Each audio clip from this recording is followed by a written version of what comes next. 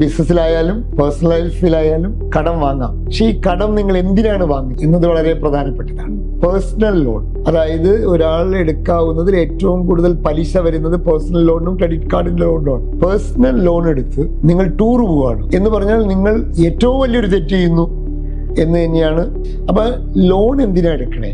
Loan നമ്മൾ എടുക്കുന്നത് അതിലൂടെ ഒരു വരുമാനം ക്രിയേറ്റ് ചെയ്യാനാണ് എങ്കിൽ ആ ലോൺ ന്യായീകരിക്കപ്പെടുന്നതാണ്. അതെങ്ങനെയാ പറയാം? ഉദാഹരണം, ഞാനൊരു ബാങ്കിൽ നിന്ന് 10% ലോൺ എടുത്തു. ആ പൈസ ഉപയോഗിച്ച് ഞാൻ ഒരു 15-20% റിട്ടേൺ ഉണ്ടാക്കിയാൽ എനിക്ക് അതുകൊണ്ട് നേട്ടം ഉണ്ടായി എന്ന് പറയും. അല്ലാതെ ലോൺ എടുത്തിട്ട് നമ്മുടെ ലൈഫ് സ്റ്റൈൽ മെയിൻറ്റെയിൻ ചെയ്യാനും നമ്മൾക്ക് ടൂർ പോകാനും വെള്ളമടിക്കാനും എങ്ങനെയാണ് ഒരു സാമ്പത്തിക അച്ചടക്കം ഉണ്ടാവുക എന്ന് പറയുക. ഇനി നിങ്ങൾ ലോകത്ത് ഏത് ലോൺ എടുക്കണം, അത് ചെറുതായിക്കോട്ടെ വലുതായിക്കോട്ടെ, പേഴ്സണൽ ആയിക്കോട്ടെ ബാങ്ക് ആയിക്കോട്ടെ, ഏത് ലോൺ എടുക്കുമ്പോഴും കൃത്യമായി തിരിച്ചടയ്ക്കാനുള്ള ഒരു ഫിനാൻഷ്യൽ പ്ലാനിങ് നിങ്ങൾ ഉണ്ടാക്കണം.